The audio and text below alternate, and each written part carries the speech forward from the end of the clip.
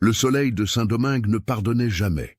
Il s'élevait chaque matin comme un juge impitoyable au-dessus de la plantation Beaumont, transformant la terre rouge en fournaise et les champs de canne à sucre en un enfer vert où la sueur et le sang se mêlaient depuis des générations. L'air épais, saturé d'humidité et du parfum douceâtre de la mélasse fermentée, pesait sur les épaules des esclaves comme une chape de plomb supplémentaire, s'ajoutant au poids déjà insupportable de leurs chaînes invisibles. Kofi avait appris à haïr cette lumière aveuglante qui révélait chaque matin la même réalité cauchemardesque. Ses mains, autrefois habiles aux danses rituelles de son village natal en Afrique, étaient désormais déformées par les callosités et les cicatrices qui racontaient l'histoire de 20 années passées à couper la canne sous ce soleil implacable. Son dos portait les marques permanentes du fouet du commandeur, des lignes entrecroisées qui formaient une carte de sa rébellion perpétuelle contre ce système qui le réduisait à moins qu'un animal. À 38 ans, Kofi était considéré comme un problème par tous les contremaîtres de la plantation. Contrairement aux autres esclaves qui avaient appris à courber la tête et à accepter leur sort, il gardait dans son regard cette étincelle de défi qui irritait profondément M. Beaumont, le maître des lieux. 3 fois déjà Kofi avait tenté de s'échapper, disparaissant dans la nuit étouffante vers les montagnes où, disait-on, des communautés d'esclaves marrons vivaient libres. 3 fois les chiens l'avaient retrouvé, et 3 fois il avait été ramené enchaîné pour subir des châtiments publics destinés à briser son esprit autant que son corps. La plantation Beaumont s'étendait sur plus de 300 hectares de terre les plus fertiles de la colonie française de Saint-Domingue. Elle était l'une des plus prospères de la région, produisant des tonnes de sucre expédiées vers les ports de Bordeaux et de Nantes pour satisfaire la gourmandise insatiable de l'Europe. Cette richesse reposait entièrement sur le travail forcé de près de 200 âmes africaines, hommes, femmes et enfants arrachés à leur continent pour enrichir un homme qu'ils n'avaient jamais choisi de servir. Monsieur Armand Beaumont était l'incarnation parfaite du colon prospère.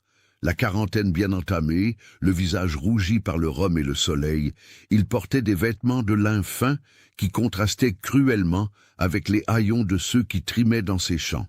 Son corps corpulent témoignait d'années de festins, tandis que ses esclaves ne recevaient qu'une maigre ration de manioc et de poissons séchés.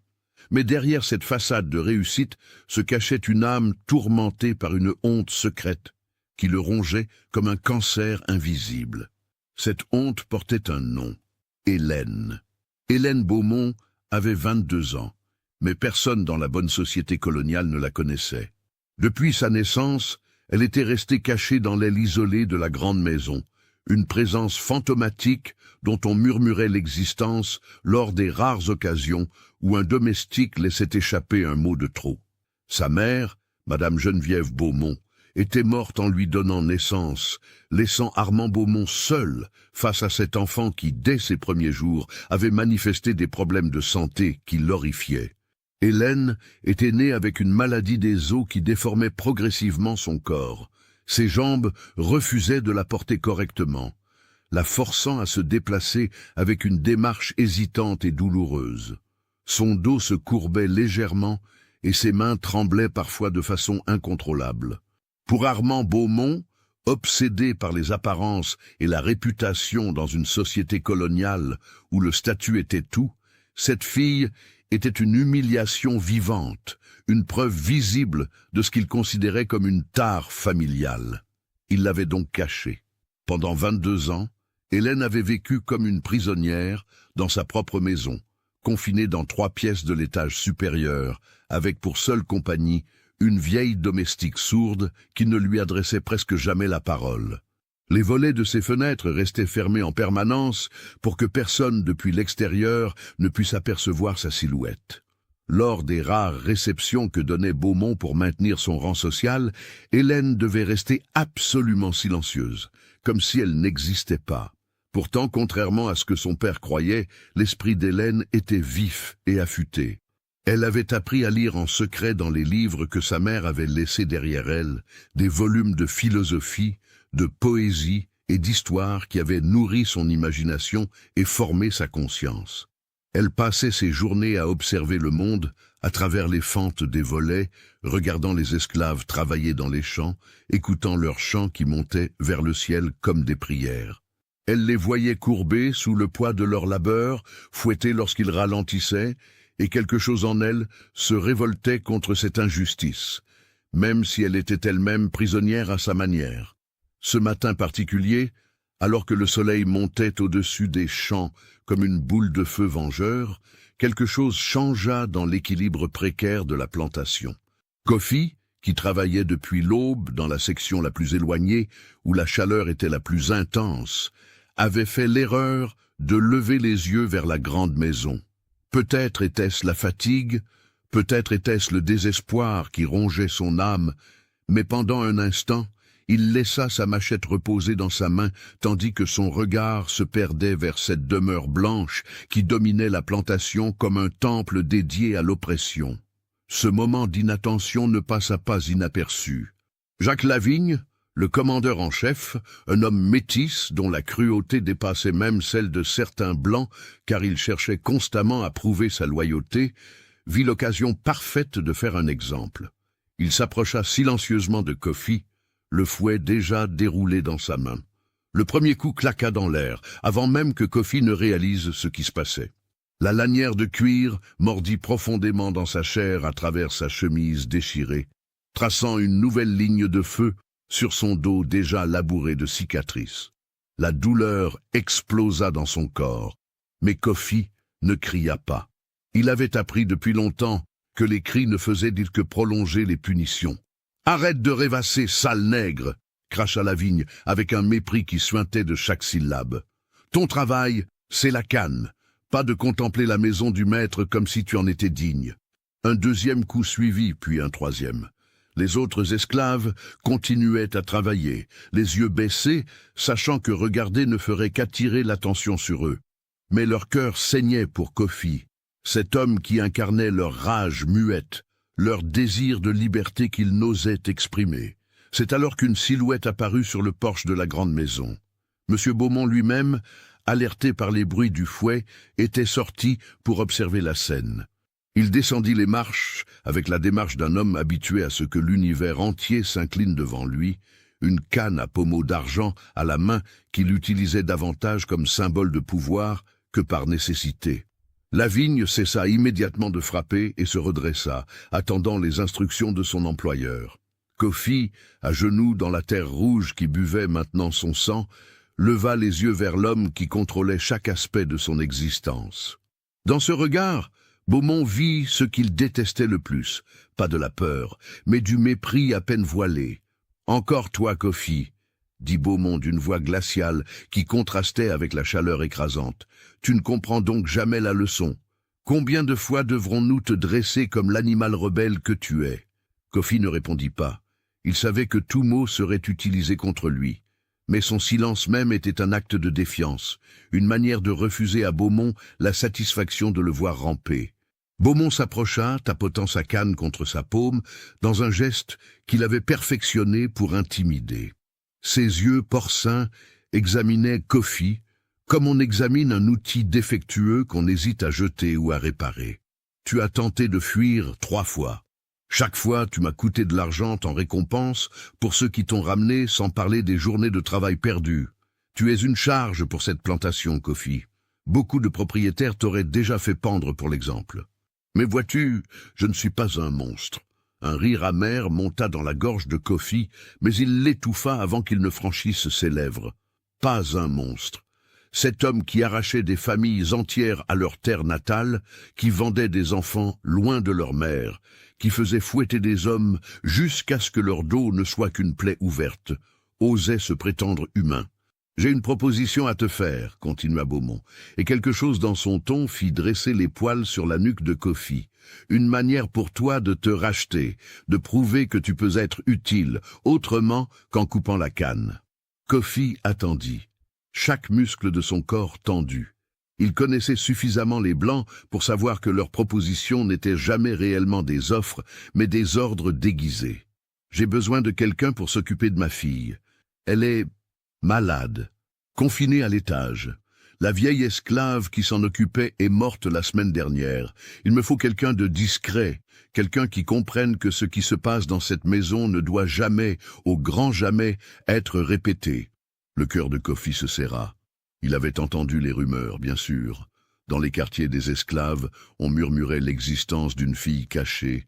Certains prétendaient qu'elle était monstrueuse, d'autres qu'elle était folle. Mais personne ne connaissait la vérité. Si tu acceptes cette tâche et que tu la remplis correctement, les punitions cesseront. Tu vivras dans une dépendance près de la maison principale, tu auras de la meilleure nourriture et tu ne travailleras plus dans les champs. Mais si tu parles de ce que tu verras, si tu essaies de fuir encore une fois, je te ferai fouetter jusqu'à ce que la mort soit une délivrance. Est-ce clair? Kofi comprit instantanément que ce n'était pas vraiment un choix. Refuser signifierait probablement une punition immédiate et terrible. Accepter signifiait entrer dans un nouveau type de servitude, mais peut-être aussi une opportunité. Au moins, il échapperait aux champs brûlants et au fouet constant de la vigne. Il baissa la tête, pas en signe de soumission mais de calcul. « J'accepte, maître. » Beaumont sourit, un sourire qui n'atteignait pas ses yeux. « Bien. La vigne te conduira à tes nouveaux quartiers ce soir. Tu commenceras demain à l'aube. Et Kofi, souviens-toi, un seul mot sur ma fille à qui que ce soit, et ce sera ta dernière erreur. » Sur ces mots, Beaumont tourna les talons et retourna vers sa grande maison, laissant Kofi dans la poussière rouge, le dos en sang, se demandant dans quel nouveau piège il venait de tomber. Le reste de la journée passa dans un brouillard de douleur et d'appréhension.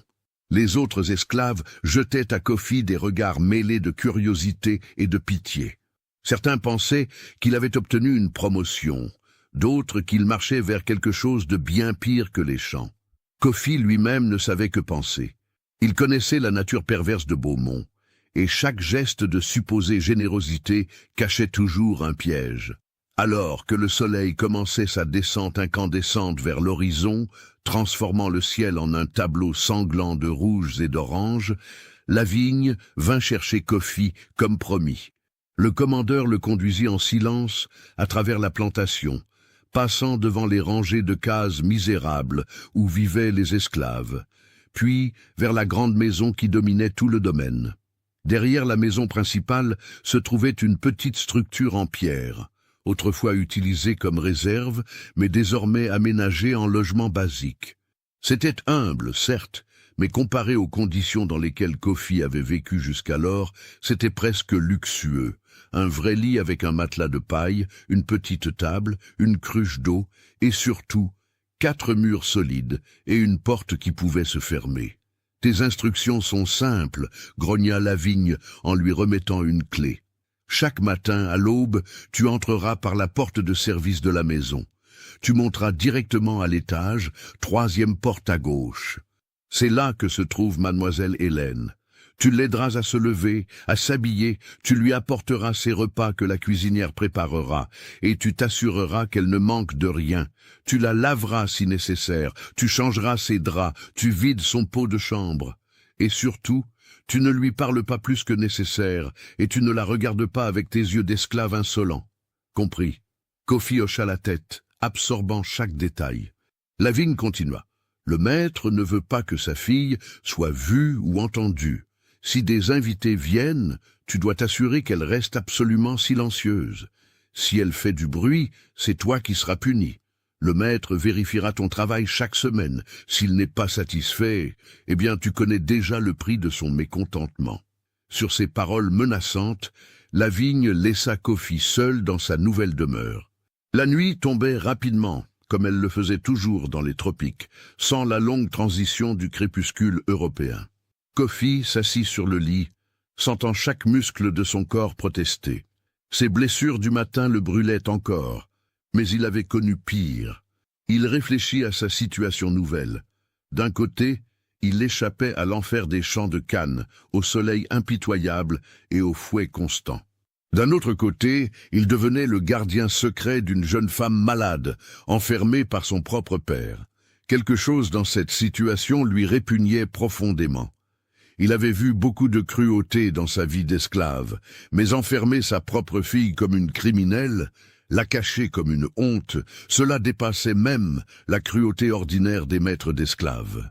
Cette nuit-là, alors que la lune se levait au-dessus de la plantation et que les chants nocturnes des esclaves s'élevaient de leur quartier comme des lamentations ancestrales, Kofi ne put trouver le sommeil. Il pensait à cette fille nommée Hélène, se demandant à quoi elle ressemblait, si elle était vraiment aussi monstrueuse que les rumeurs le prétendaient, si elle était cruelle comme son père, ou si elle était simplement une autre victime de la cruauté du monde. Il pensait aussi à sa propre mère, restée en Afrique, qu'il n'avait pas vue depuis qu'il avait été arraché à son village, à l'âge de 18 ans. Elle lui avait appris les anciennes médecines, les herbes qui guérissaient et celles qui tuaient, les chants qui apaisaient la douleur et ceux qui invoquaient des ancêtres. Tout ce savoir, il l'avait gardé précieusement dans son cœur pendant toutes ces années, même quand les maîtres avaient essayé de lui faire oublier qui il était vraiment. Peut-être, pensa-t-il en fixant le plafond de bois rongé par les insectes, peut-être que ce savoir pourrait servir maintenant. Si cette fille était vraiment malade, peut-être pourrait-il l'aider d'une manière que les médecins blancs, avec leur arrogance et leur ignorance des véritables remèdes de la terre, ne pourraient jamais faire. Mais pourquoi devrait-il l'aider? C'était la fille de son oppresseur, élevée dans le luxe pendant que lui et les siens souffraient. Pourtant, quelque chose en lui, peut-être un reste de l'humanité que l'esclavage n'avait pas encore complètement écrasé, refusait de condamner une personne qu'il n'avait jamais rencontrée. Demain, il découvrirait la vérité sur Hélène Beaumont. Et peut-être, dans cette rencontre, son propre destin prendrait un tour qu'il ne pouvait encore imaginer. « D'où me suivez-vous? Laissez un commentaire. » L'aube se leva sur Saint-Domingue avec la même brutalité qu'elle le faisait chaque jour, le soleil perçant l'obscurité comme un couteau chauffé à blanc. Kofi s'était levé bien avant, incapable de dormir plus de quelques heures, malgré l'épuisement qui imprégnait chaque fibre de son corps. Ses blessures de la veille le tiraillaient, lui rappelant à chaque mouvement la violence de son existence. Il se lava du mieux qu'il put avec l'eau fraîche de la cruche, enfilant la chemise propre qu'on avait laissée pour lui. C'était un vêtement simple, mais sans les déchirures et les taches de sang qui caractérisaient ses haillons précédents. Dans cette société cruelle, même un tel détail marquait une élévation de statut, aussi minime soit-elle. À l'heure exacte prescrite, Kofi se dirigea vers la porte de service de la grande maison, ses pieds nus laissant des traces dans la rosée qui couvrait l'herbe. La cuisinière, une esclave créole nommée Marie-Louise, était déjà à l'œuvre dans la cuisine, préparant le petit déjeuner du maître et apparemment de sa fille cachée. « Ah, te voilà toi, dit-elle en levant à peine les yeux de ses casseroles. Celui qui va s'occuper de la fantôme du grenier. » Elle lui tendit un plateau sur lequel reposait un bol de bouillie d'avoine fumante, du pain frais, du miel et une tasse de chocolat chaud, un luxe que Kofi n'avait jamais goûté lui-même. « Monte directement, ne traîne pas, et surtout ne fais pas de bruit. Le maître dort encore. Et s'il se réveille de mauvaise humeur, nous en paierons tous le prix. » Kofi prit le plateau avec précaution et monta l'escalier de service, ses pas étouffés par un tapis usé, mais autrefois luxueux. La grande maison était un monument à l'hypocrisie coloniale. Des meubles importés de France à grands frais côtoyaient des œuvres d'art pillées lors de diverses conquêtes, le tout maintenu propre par le labeur invisible d'esclaves qui n'avaient pas le droit de toucher ces richesses en dehors de leurs tâches de nettoyage. Au sommet de l'escalier, un couloir sombre s'étendait, ponctué de portes fermées. « Troisième à gauche », avait dit Lavigne. Kofi s'arrêta devant la porte en question, son cœur battant inexplicablement vite. Il ne savait pas pourquoi il était nerveux. Peut-être était-ce la peur de l'inconnu, ou peut-être quelque chose de plus profond, une prémonition que ce qui se trouvait derrière cette porte changerait tout. Il frappa doucement, 3 coups légers. Pas de réponse. Il attendit quelques secondes, puis tourna doucement la poignée et poussa la porte. La pièce était plongée dans une semi-obscurité, les volets fermés, ne laissant passer que de minces rayons de lumière qui traçaient des lignes dorées dans la poussière en suspension. L'air était confiné, chargé de l'odeur de renfermé d'un espace qui n'avait pas été correctement aéré depuis longtemps. Mais au-delà de ces premières impressions, ce fut la silhouette dans le lit qui capta toute l'attention de Kofi. Hélène Beaumont était réveillée, assise contre ses oreillers, et elle le regardait avec une intensité qui le surprit. Elle n'était pas le monstre que les rumeurs décrivaient. Au contraire, elle était d'une beauté fragile, avec des cheveux châtains qui tombaient en cascade sur ses épaules, encadrant un visage aux traits délicats. Ses yeux, d'un bleu-gris profond, brillaient d'une intelligence vive qui contrastait cruellement avec son corps affaibli. Oui, c'était le corps qui racontait l'histoire de sa souffrance. Sous sa chemise de nuit blanche, on devinait la courbure anormale de son dos, et ses mains, posées sur la couverture, tremblaient légèrement. Mais ce n'était pas de la monstruosité, c'était simplement de la maladie, quelque chose que Kofi comprenait intimement, car il avait vu tant de maladies dans sa vie. « Vous n'êtes pas Marthe », dit Hélène d'une voix claire mais teintée de surprise. « Marthe était ma servante. Elle est morte il y a 8 jours. Qui êtes-vous » Kofi entra dans la chambre, refermant doucement la porte derrière lui. Il déposa le plateau sur une table près du lit avant de répondre « Je m'appelle Kofi, mademoiselle. Votre père m'a assigné pour prendre soin de vous. » Hélène l'examina avec une attention qui le mettait mal à l'aise. Ce n'était pas le regard méprisant auquel il était habitué de la part des Blancs, mais quelque chose de différent, une curiosité mêlée de quelque chose qui ressemblait presque à de la compassion. « Kofi !» répéta-t-elle, testant le nom sur sa langue. « C'est un nom africain, n'est-ce pas? De quelle région venez-vous » La question le prit au dépourvu. En 20 ans d'esclavage, aucun Blanc ne lui avait jamais demandé d'où il venait, comme si son existence avait commencé le jour où il avait été chargé sur le navire négrier. « Du royaume du Dahomey, mademoiselle. Mais c'était il y a longtemps. » Hélène hocha la tête lentement, absorbant cette information. Elle désigna le plateau. « Vous pouvez le poser ici, près de moi. Et ensuite, si cela ne vous dérange pas, j'aimerais que vous ouvriez les volets. Je sais que mon père préfère qu'il reste fermé, mais il n'est pas encore levé, et j'ai besoin de voir le soleil au moins 1 fois par jour, même si ce n'est que quelques minutes. » Kofi hésita. Ses instructions étaient claires. Ne pas dévier du protocole établi. Mais quelque chose dans la voix d'Hélène, une supplication sous-jacente qui parlait d'années de privation, le toucha. Il s'approcha de la fenêtre et ouvrit les volets. La lumière du matin inonda la pièce, révélant ce que l'obscurité avait caché. La chambre était spacieuse, mais étrangement vide, comme si elle avait été délibérément dépouillée de tout ce qui pouvait rendre une vie supportable. Quelques meubles basiques, une petite bibliothèque remplie de livres aux couvertures usées, et c'était tout. Pas de décoration, pas de fleurs, rien qui témoignait qu'une jeune femme de 22 ans vivait ici. Hélène ferma les yeux face à la lumière, un sourire presque douloureux se dessinant sur ses lèvres. « Merci » murmura-t-elle. « Vous ne pouvez pas savoir à quel point c'est important pour moi. Parfois, j'ai l'impression que si je ne vois pas le soleil, je vais oublier que le monde extérieur existe vraiment. » Kofi se tenait près de la fenêtre, observant la jeune femme avec un mélange de curiosité et de méfiance. Il avait appris à ne jamais faire confiance aux Blancs, même ceux qui semblaient gentils, car la gentillesse pouvait être un piège aussi dangereux que la cruauté ouverte. « Pourquoi votre père vous garde-t-il enfermé ici ?» demanda-t-il, surpris par sa propre audace.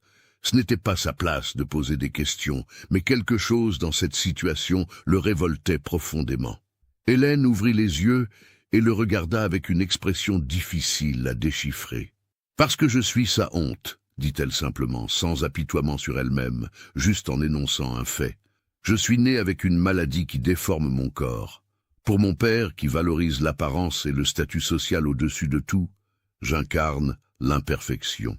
Il me cache comme on cache une tache sur un vêtement précieux. » Il y avait une amertume dans sa voix, mais aussi une résignation qui brisa quelque chose dans le cœur de Kofi.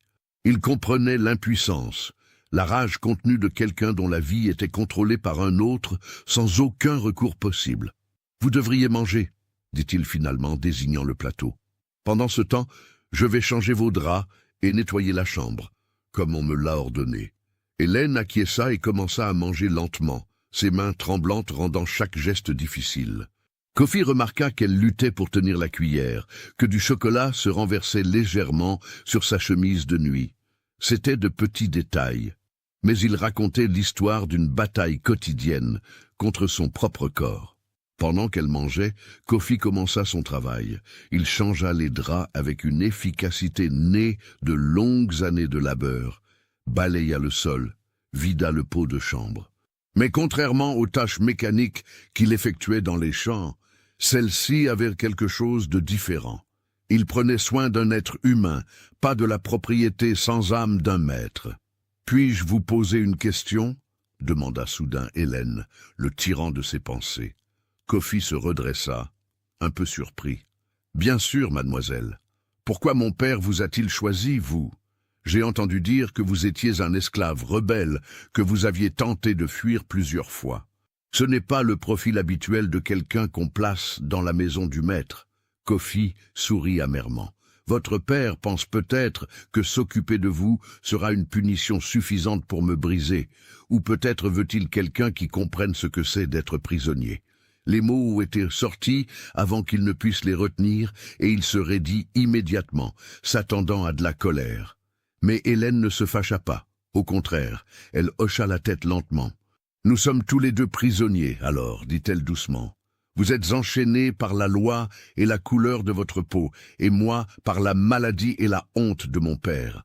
C'est une prison différente, mais c'est une prison quand même. » Cette reconnaissance, cette compréhension qu'une blanche pouvait partager, ne serait-ce qu'une fraction de sa souffrance, déstabilisa Kofi. Il ne savait pas comment répondre. Alors, il se contenta de continuer son travail en silence. Les jours suivants établirent une routine. Chaque matin, Kofi apportait le petit déjeuner, aidait Hélène à se lever et à s'habiller, une tâche délicate car chaque mouvement lui causait de la douleur. Il l'aidait à se laver, changeant l'eau du bassin, tenant la serviette pendant qu'elle se débattait avec les boutons de sa robe. C'était une intimité forcée, inconfortable au début, mais qui devint progressivement naturelle. Hélène, pour sa part, était une énigme pour Kofi. Elle était éduquée, parlant français, avec une élégance qu'il avait rarement entendue, citant des philosophes et des poètes. Elle lui posait des questions sur sa vie, son village natal, les traditions de son peuple. Au début, il répondait brièvement, méfiant, mais peu à peu, il se retrouva à partager des souvenirs qu'il avait enfouis profondément dans son cœur. Un matin, alors qu'il l'aidait à marcher jusqu'à la chaise près de la fenêtre, Hélène trébucha et serait tombée si Kofi ne l'avait pas rattrapée. Il sentit sous ses mains la fragilité de son corps, les os qui semblaient trop proches de la surface, les muscles atrophiés par des années d'immobilité forcée. « Pardonnez-moi, murmura-t-elle, le visage rougi par l'humiliation. Je ne peux plus faire un pas sans aide.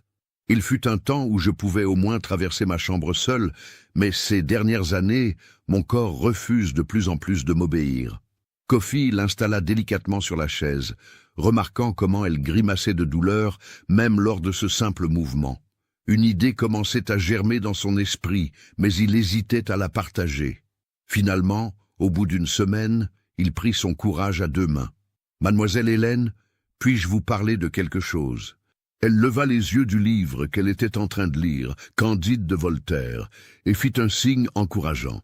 Dans mon village, en Afrique, ma mère était guérisseuse. Elle connaissait les plantes, les herbes, les façons de soigner le corps quand il souffre.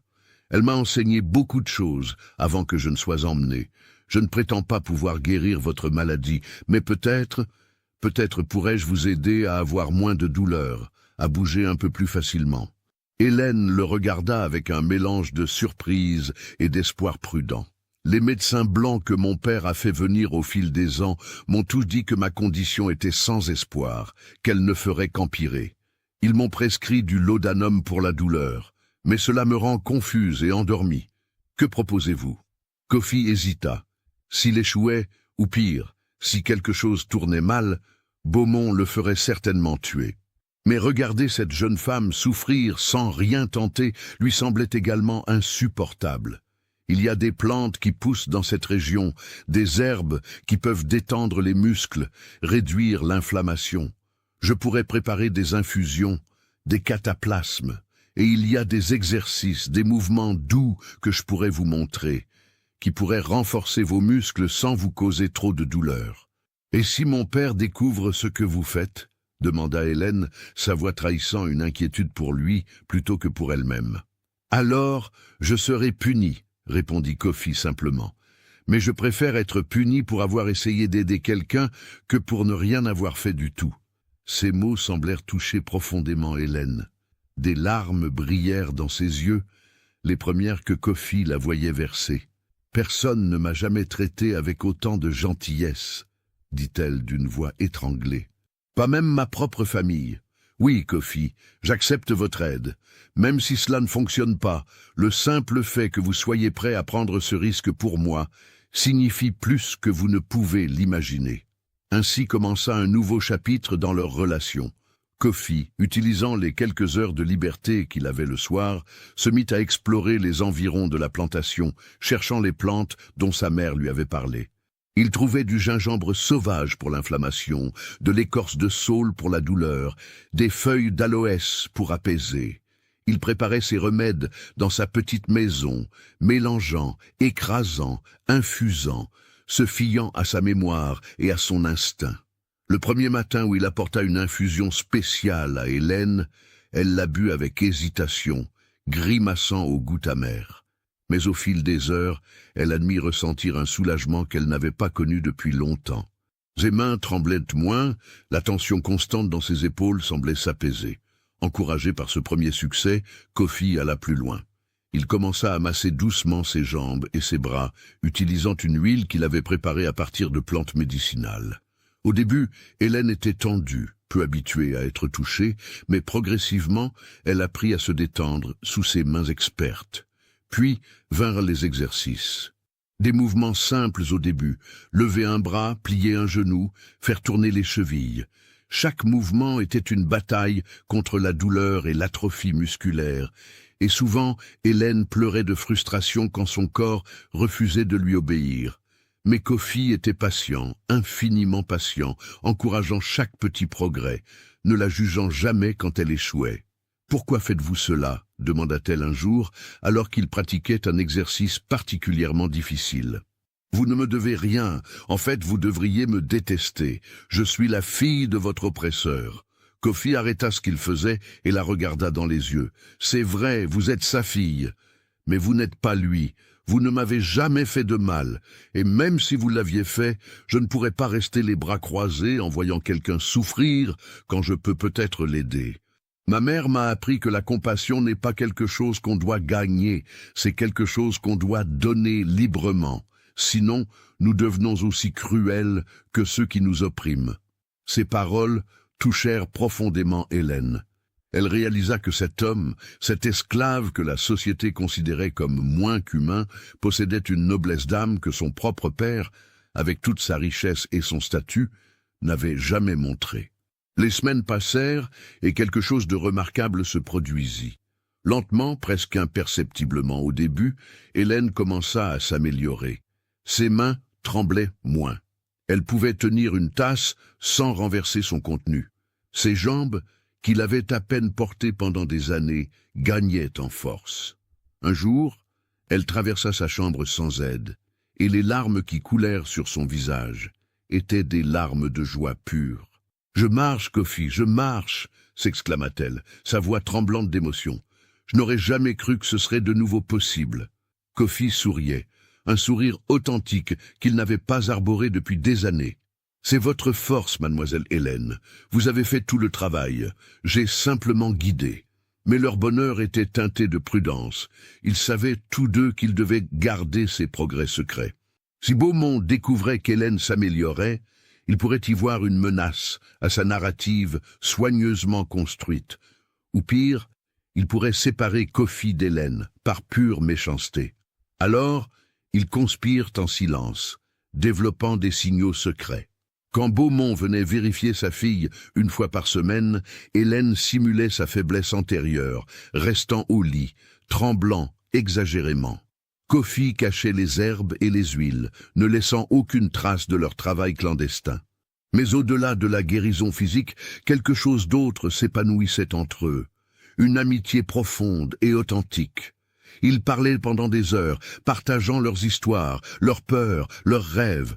Hélène racontait ce que c'était de vivre comme un fantôme dans sa propre maison, de regarder le monde à travers les fentes des volets sans jamais pouvoir en faire partie. Kofi partageait ses souvenirs de l'Afrique, les cérémonies de son village, la musique et les danses, la chaleur d'une communauté qui prenait soin de ses membres. « Vous savez, dit Hélène un jour, je pense que vous êtes la seule vraie amie que j'ai jamais eue. Tout le monde ment autour de moi. Mon père prétend que me cacher est pour mon bien. Les domestiques prétendent qu'ils ne me voient pas. Mais vous, Kofi, vous me voyez vraiment. Vous me traitez comme une personne, pas comme un fardeau ou une honte. » Kofi ne répondit pas immédiatement, ému par ces mots. Finalement, il dit doucement, « Et vous m'avez rappelé que je suis humain, pas juste un outil ou un animal. Dans ce monde cruel, c'est un cadeau précieux. Mais le monde cruel dont il parlait ne les avait pas oubliés. Il attendait simplement le bon moment pour leur rappeler sa présence. Et ce moment approchait rapidement. 3 mois s'étaient écoulés depuis que Kofi avait commencé à prendre soin d'Hélène, et la transformation était remarquable. La jeune femme qui avait à peine pu quitter son lit marchait maintenant dans sa chambre avec une relative aisance. Ses mains ne tremblaient presque plus, et la douleur constante qui avait défini son existence s'était réduite à des épisodes occasionnels. Plus important encore, la lumière dans ses yeux avait changé. Où il y avait eu résignation et désespoir, il y avait maintenant de l'espoir et de la détermination. Kofi aussi avait changé. Le pli amer de sa bouche s'était adouci, et parfois il se surprenait à sourire spontanément, quelque chose qu'il avait cru avoir oublié comment faire. Prendre soin d'Hélène lui avait donné un but au-delà de la simple survie. Pour la première fois depuis son arrivée à Saint-Domingue, il se sentait utile d'une manière qui comptait vraiment. Leur routine matinale était devenue un ballet silencieux de gestes familiers. Kofi arrivait à l'aube avec le plateau du petit déjeuner, ouvrait les volets pour laisser entrer la lumière dorée du matin, puis aidait Hélène à se lever. Ensuite, venaient les exercices, suivis du massage avec les huiles médicinales, puis il prenait le temps de parler, partageant des histoires et des réflexions sur la vie. Un matin particulier, alors que le soleil de juillet brillait avec une intensité particulière, transformant le ciel en un dôme d'azur impitoyable, Hélène fit une demande qui surprit Kofi. « Je veux sortir, » dit-elle simplement, alors qu'il finissait de masser ses jambes. « Je veux sentir le soleil sur mon visage, pas juste à travers une fenêtre. Je veux respirer l'air libre, marcher sur l'herbe, même si ce n'est que quelques minutes, même si c'est au milieu de la nuit quand personne ne peut me voir. Je dois sortir de cette chambre, Kofi, où je vais devenir folle. » Kofi hésita. C'était extrêmement risqué. Si quelqu'un les voyait, les conséquences seraient catastrophiques. Mais quand il regarda le visage d'Hélène, il vit une supplication si intense qu'il ne put refuser. « Très bien, dit-il finalement, mais nous devons être extrêmement prudents. Nous attendrons minuit, quand votre père dort profondément. Il y a un petit jardin derrière ma dépendance, caché par les arbres. Personne ne va jamais là-bas. Nous pourrions y aller. » Le visage d'Hélène s'illumina d'une joie si pure que Kofi sentit son cœur se serrer. Elle était si jeune, 22 ans seulement, mais elle avait été privée de tant d'expériences simples que la plupart des gens considéraient comme acquises. Cette nuit-là, après s'être assuré que toute la maison dormait, Kofi monta à la chambre d'Hélène. Elle l'attendait, vêtue d'une robe simple, ses cheveux tressés, les yeux brillants d'anticipation et de nervosité. « Êtes-vous sûr de vouloir faire cela ?» murmura Kofi. « Si nous sommes découverts… »« Je suis sûr », l'interrompit-elle. « Pour la première fois de ma vie, je vais faire quelque chose pour moi, pas parce que mon père le permet ou l'ordonne, mais parce que je le veux. Si je dois être puni pour cela, qu'il en soit ainsi. » Kofi hocha la tête et lui tendit son bras. Ensemble, ils descendirent l'escalier avec une précaution extrême. Chaque craquement du bois ancien semblant résonner comme un coup de tonnerre dans le silence de la nuit. Le cœur de Kofi battait si fort qu'il était sûr, qu'on pouvait l'entendre à travers toute la maison. Ils traversèrent la cuisine déserte, sortirent par la porte de service et se retrouvèrent enfin à l'air libre. La lune, presque pleine, baignait le paysage d'une lumière argentée qui rendait tout irréel, comme un rêve. Hélène s'arrêta, fermant les yeux, respirant profondément. « Oh, Kofi !» murmura-t-elle, des larmes coulant sur ses joues. Je ne me souvenais même plus de ce que ça faisait. L'air, l'odeur de la terre, le chant des grillons. C'est si beau. Kofi la guida doucement vers le petit jardin derrière sa dépendance. C'était un espace modeste, à peine quelques mètres carrés, où poussaient quelques fleurs sauvages et les herbes médicinales qu'il cultivait. Mais sous la lumière de la lune, cela ressemblait à un paradis secret. Hélène s'assit dans l'herbe, quelque chose qu'elle n'avait pas fait depuis qu'elle était enfant. Elle passa ses mains sur les brins verts, sentit la fraîcheur de la rosée, écouta le bruissement des feuilles dans la brise légère. Kofi s'assit à côté d'elle, surveillant les alentours, prêt à la ramener précipitamment à sa chambre au moindre signe de danger. « Dans mon village, » dit Kofi doucement, « nous avions une tradition.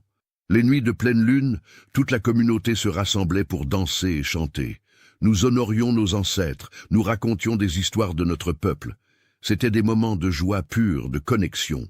Parfois, la nuit, je ferme les yeux et j'entends encore les tambours, les voix qui s'élèvent vers le ciel étoilé. Cela me semble magnifique, dit Hélène, le regard perdu dans les étoiles. Avoir une communauté, un sentiment d'appartenance. J'ai toujours été seul, même dans une maison pleine de gens. Vous me manquez tellement de choses, Kofi. Non pas seulement la liberté physique, mais la liberté d'avoir une famille, des amis, une vie qui a du sens. Vous avez au moins un ami maintenant, dit Kofi avec un sourire doux. Hélène se tourna vers lui, son visage sérieux. Un ami, répéta-t-elle. Oui, c'est vrai, mais Kofi, je me demande parfois, est-ce que notre amitié peut vraiment être complète tant que vous n'êtes pas libre? Comment puis-je prétendre être votre ami, quand vous êtes forcé d'être ici, quand vous n'avez pas le choix? Kofi réfléchit longuement avant de répondre. C'est vrai que je suis ici par force, mais ce que j'ai choisi, c'est comment traiter cette situation. J'aurais pu vous haïr, vous voir simplement comme la fille de mon oppresseur. Au lieu de cela, j'ai choisi de vous connaître vraiment, et ce que j'ai découvert est une personne qui mérite mon respect et mon affection. Donc oui, notre amitié est réelle, même si les circonstances qui nous ont réunis sont horribles. Ils restèrent assis là pendant près d'une heure, parlant, riant doucement, partageant un moment de paix volé au monde cruel qui les entourait.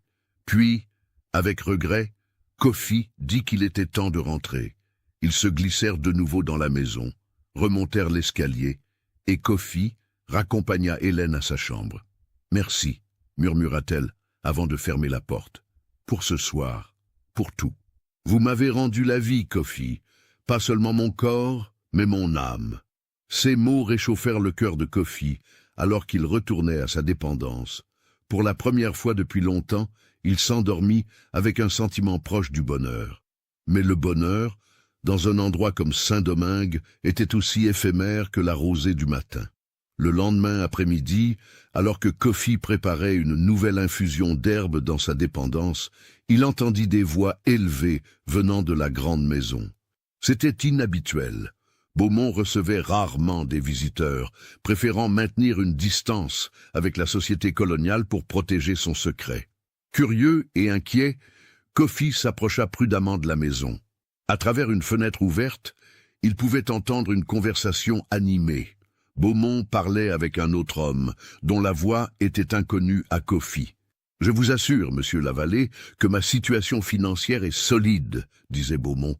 Mais il y avait une tension dans sa voix qui suggérait le contraire. « Peut-être, » répondit l'autre homme avec un ton sec, « mais le fait est que vous me devez une somme considérable et mes créanciers deviennent impatients. La récolte de cette année a été désastreuse pour beaucoup de planteurs et je dois collecter mes dettes. Si vous ne pouvez pas payer en espèces, nous devrons trouver une autre solution. »« Que suggérez-vous » demanda Beaumont d'une voix tendue.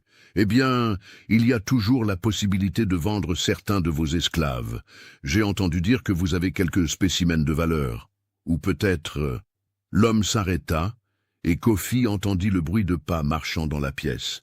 Puis la voix reprit, plus basse mais claire. « J'ai aussi entendu des rumeurs, Beaumont, des rumeurs selon lesquelles vous auriez une fille. Si c'est vrai, et si elle est en âge de se marier, je pourrais être intéressé par un arrangement matrimonial. Ma femme est morte l'année dernière, et j'ai besoin d'une nouvelle épouse pour gérer ma maison. » Le sang de Kofi se glaça. Il connaissait la vallée de réputation. C'était un homme brutal, connu pour sa cruauté envers ses esclaves et pour avoir épuisé sa première femme avec des grossesses constantes et des mauvais traitements. L'idée d'Hélène livrée à un tel monstre était insupportable. Il y eut un long silence dans la pièce. Puis Beaumont parla, sa voix tremblante d'une émotion que Kofi ne pouvait identifier. « Ma fille n'est pas disponible pour le mariage. Elle est malade. Trop malade pour être une épouse convenable. »« Malade comment ?» pressa la vallée. « À moins qu'elle ne soit mourante, je suis sûr qu'elle peut encore remplir les fonctions d'une épouse. Et franchement, Beaumont, vous n'êtes pas en position de refuser. Soit vous trouvez l'argent que vous me devez d'ici la fin du mois, soit nous parlons sérieusement de cette union. » Après le départ de la vallée, Kofi resta caché, l'esprit en ébullition. Il devait prévenir Hélène. Mais comment? Et que pourrait-il faire? Elle était la propriété de son père au même titre que Kofi était sa propriété. Il n'avait aucun pouvoir, aucun recours légal. Ce soir-là, quand il monta pour aider Hélène avec son repas du soir, il lui raconta ce qu'il avait entendu. Le visage d'Hélène devint d'une pâleur mortelle. « La vallée » murmura-t-elle, tremblant de tout son corps. « J'ai entendu les histoires sur lui. Sa première femme est morte après son 5e enfant mort-né. On dit qu'il la battait régulièrement. Mon Dieu, Kofi, je préférerais mourir plutôt que de devenir sa femme. Nous devons réfléchir à un plan, » dit Kofi, s'agenouillant devant elle et prenant ses mains tremblantes dans les siennes. « Je ne laisserai pas cela arriver, je vous le promets. »« Mais que pouvons-nous faire » demanda Hélène, des larmes coulant sur ses joues. « Nous sommes tous les deux des prisonniers. Vous ne pouvez pas partir sans être chassés et capturés. Je ne peux pas partir parce que je n'ai nulle part où aller et aucune ressource. Mon père a tout le pouvoir. » Il y eut un moment de silence. Puis Hélène leva les yeux vers Kofi, une lueur étrange dans son regard. « À moins que... »« À moins que quoi ?» pressa Kofi. « À moins que nous ne partions ensemble. Vous connaissez les montagnes, vous savez comment survivre dans la nature. Si nous pouvions atteindre les communautés d'esclaves marrons, peut-être pourrions-nous y trouver refuge. » Kofi secoua la tête. « C'est trop dangereux. Le voyage à travers la jungle est périlleux, et ils ont des chiens, des chasseurs. De plus, les marrons ne seraient pas nécessairement accueillants envers une femme blanche, même une qui fuit son père. Alors nous sommes perdus, dit Hélène, le désespoir envahissant sa voix. Non, dit Kofi fermement, nous ne sommes pas perdus. Laissez-moi réfléchir, il doit y avoir une solution. Mais alors même qu'il prononçait ces mots, Kofi savait que les options étaient limitées. Et le temps pressait. Les jours suivants furent tendus. Kofi observait Beaumont de loin, essayant de deviner ses intentions. Le maître de la plantation semblait troublé, buvant plus que d'habitude, restant enfermé dans son bureau pendant des heures. Puis un soir, alors que Kofi retournait à sa dépendance après avoir quitté Hélène, Lavigne l'intercepta. « Le maître veut te voir », dit le commandeur avec un sourire cruel. Tout de suite, dans son bureau, le cœur de Kofi se serra. Avait-il été découvert? Quelqu'un avait-il vu leur sortie nocturne? Il suivit Lavigne jusqu'à la grande maison, monta l'escalier principal pour la première fois et fut conduit dans le bureau de Beaumont. La pièce était somptueuse, remplie de livres reliés en cuir, de meubles en acajou massif, de tableaux représentant des scènes bucoliques européennes qui contrastaient cruellement avec la réalité de la plantation. Beaumont était assis derrière son bureau, un verre de rhum à la main, son visage rouge et boursouflé. Il regarda Kofi avec une expression difficile à déchiffrer. « Laisse-nous, Lavigne », ordonna-t-il. « Je veux parler à Kofi seul à seul. » Lavigne hésita, clairement peu désireux de laisser son maître seul avec un esclave rebelle, mais il obéit finalement, fermant la porte derrière lui. Beaumont but une longue gorgée de rhum. avant de parler. « Tu t'occupes bien de ma fille, dit-il finalement. Je dois l'admettre, j'étais sceptique quand je t'ai assigné à cette tâche, mais elle semble plus calme ces derniers temps, moins agitée. » Kofi ne répondit pas, attendant que Beaumont en vienne au fait. Le silence s'étira, pesant comme le plomb. « J'ai un problème, » continua Beaumont, parlant plus à lui-même qu'à Kofi. « Un problème financier. Je dois de l'argent à des gens dangereux, et ils veulent que je leur paie soit en espèces, soit en donnant ma fille en mariage à l'un d'entre eux. » Il se leva brusquement, faisant les 100 pas dans la pièce. « Tu comprends le dilemme? Si je paye en espèces, je devrais vendre une partie substantielle de mes esclaves, ce qui affaiblira ma production et pourrait me ruiner à long terme. Mais si je donne Hélène à l'avaler... » Il s'arrêta, son visage se tordant dans une grimace de dégoût. « Elle est ma fille. Elle peut être imparfaite, honteuse, mais c'est ma chair et mon sang. La donner à ce brute serait comme la condamner à mort. » Pour la première fois depuis qu'il connaissait Beaumont, Kofi vit une lueur de véritable émotion humaine dans ses yeux. Pas de l'amour peut-être, mais au moins un vestige de conscience paternelle. « Pourquoi me dites-vous cela ?» demanda finalement Kofi. Beaumont se tourna vers lui. « Parce que j'ai remarqué quelque chose. Ma fille semble attachée à toi. Elle parle de toi avec une chaleur qu'elle n'a jamais montrée envers personne d'autre. Et toi, malgré ta nature rebelle, tu sembles prendre soin d'elle avec une diligence qui va au-delà du simple devoir. » Il s'approcha de Kofi, le regardant intensément. « Je vais te faire une proposition, Kofi. Une proposition qui pourrait sauver ma fille et résoudre mon problème financier en même temps. » Kofi sentit un frisson de prémonition parcourir son dos. « Quelle proposition ?» Beaumont prit une profonde inspiration. « Je vais vendre ma fille. Pas à la vallée pour le mariage, mais à un marchand d'esclaves qui se spécialise dans des arrangements particuliers. Il y a des hommes en Martinique, à Cuba, qui perdent des sommes considérables pour des femmes blanches, surtout des jeunes femmes vierges. Ils les utilisent comme concubines, parfois pire. » L'horreur qui envahit Kofi était si intense qu'il put à peine respirer. « Vous ne pouvez pas faire cela, » s'étrangla-t-il. « Elle est votre fille. » Beaumont ricana amèrement. « Elle est mon fardeau. Mais voici où tu interviens, Kofi. Si tu m'aides à convaincre Hélène d'accepter cet arrangement sans faire de scène, si tu la prépares mentalement pour ce qui va arriver, je te donnerai ta liberté. Des papiers officiels d'affranchissement. Tu pourras partir, commencer une nouvelle vie, être enfin libre. » Le monde sembla s'arrêter autour de Kofi. La liberté. Le mot qu'il avait rêvé pendant 20 ans. La possibilité de ne plus être possédé par personne, de contrôler sa propre destinée, c'était tout ce qu'il avait jamais désiré. Mais le prix était de trahir Hélène, la seule personne qu'il avait traitée comme un être humain dans ce monde cruel, la seule personne en qui il avait confiance, qui lui faisait confiance en retour.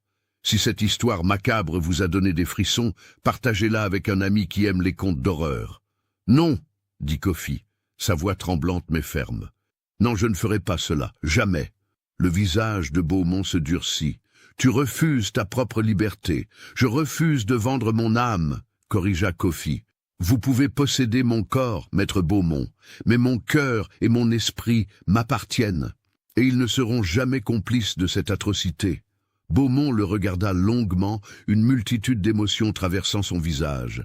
Surprise, colère et peut-être même un soupçon de respect. « Très bien, dit-il finalement, sa voix glaciale. Tu as fait ton choix. Retourne à tes quartiers. Nous verrons combien de temps dure ta noble intégrité quand tu te retrouveras de nouveau sous le fouet. » Kofi quitta le bureau, le cœur battant, sachant qu'il venait de sceller son destin. Mais quand il pensa à Hélène, à son sourire, à la confiance dans ses yeux, il sut qu'il avait fait le bon choix. Ce qu'il ne savait pas, c'est que Beaumont, dans son désespoir et sa rage, était sur le point de prendre une décision qui changerait tout pour toujours.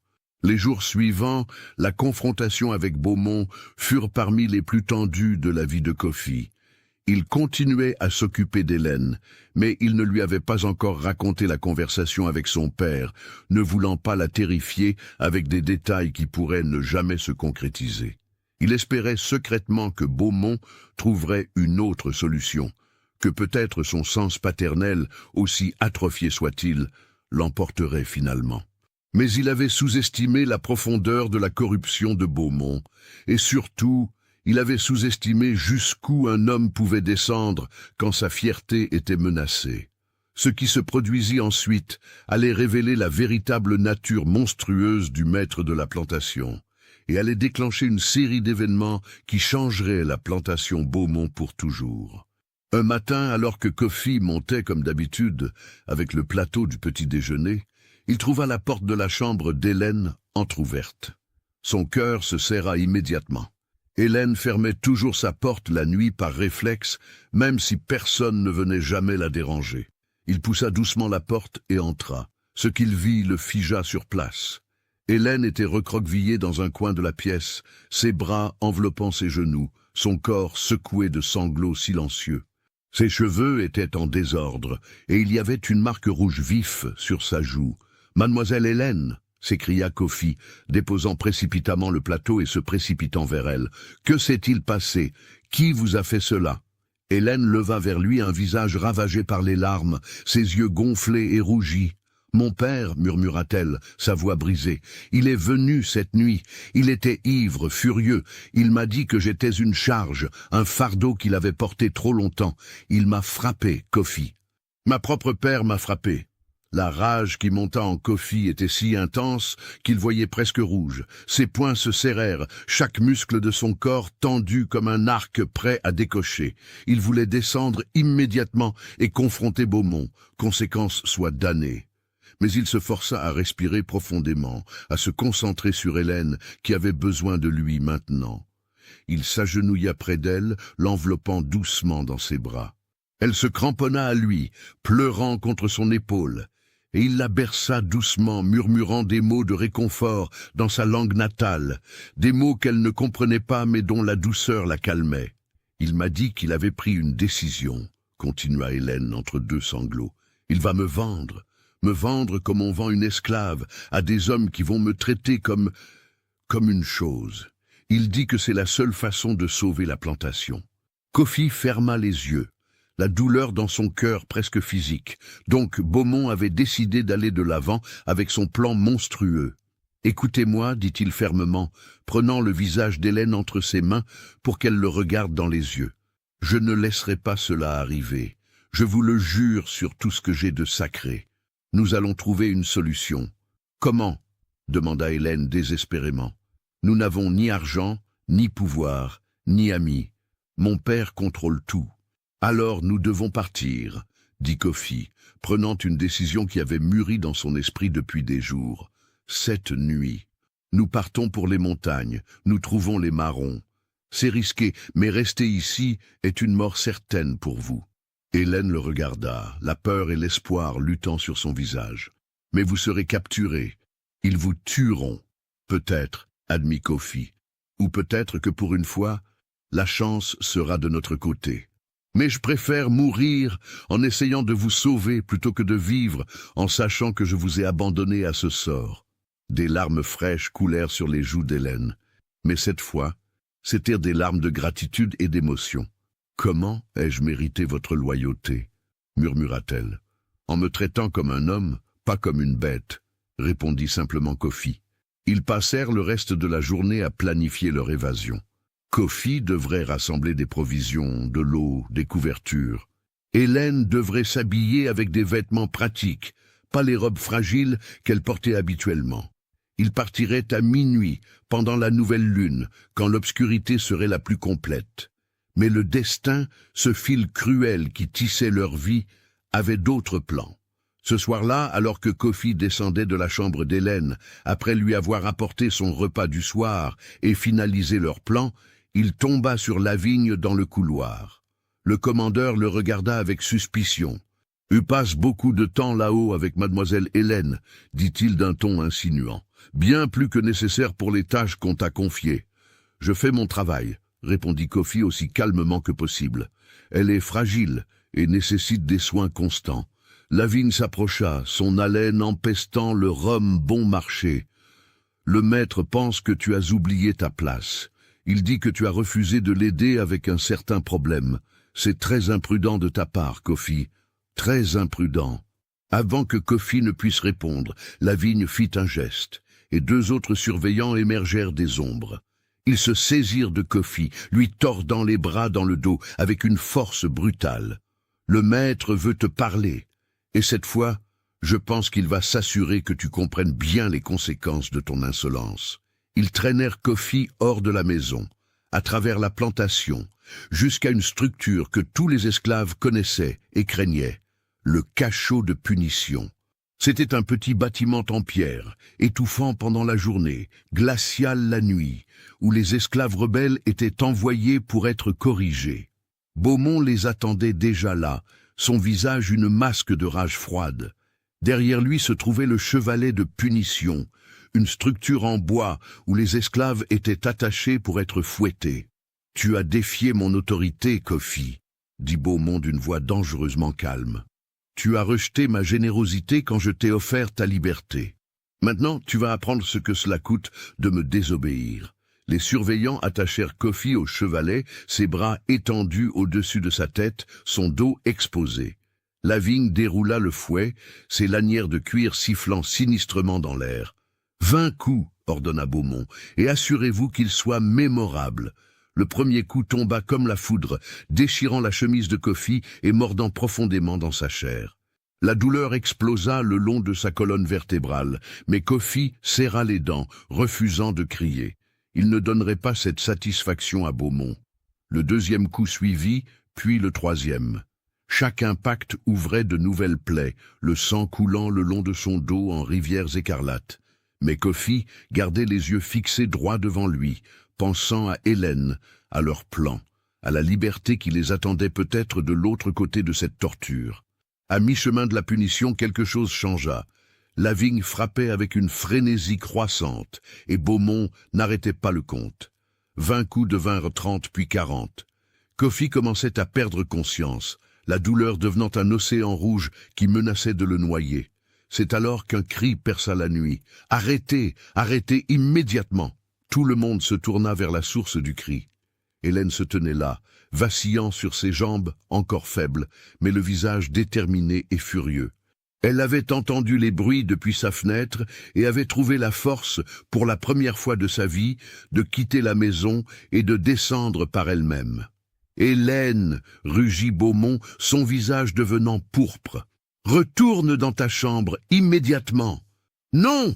cria Hélène, s'avançant malgré sa démarche hésitante. « Je ne retournerai pas pendant que vous torturez un homme innocent. Un homme qui m'a sauvé la vie, qui m'a rendu la capacité de marcher, qui m'a traité avec plus de gentillesse que vous ne l'avez jamais fait. » Le choc se propagea parmi les hommes présents. Ainsi donc, la fille cachée existait vraiment, et elle pouvait marcher. Les rumeurs allaient se répandre comme un feu de brousse. Beaumont s'approcha d'Hélène, la rage déformant ses traits. « Tu oses me défier, toi ma honte, mon fardeau, tu oses te dresser contre moi. » Hélène le regarda sans ciller. « Oui, je me dresse contre vous, parce que vous n'êtes pas un père. Vous êtes un monstre qui vend sa propre fille et torture des innocents. Si quelqu'un devrait avoir honte ici, c'est vous. » La gifle que Beaumont lui assena la fit tomber à terre. Le monde sembla s'arrêter. Kofi, malgré ses liens et sa douleur, hurla de rage. Les autres esclaves présents regardaient, horrifiés, témoins d'une scène qui brisait même les normes cruelles de leur monde.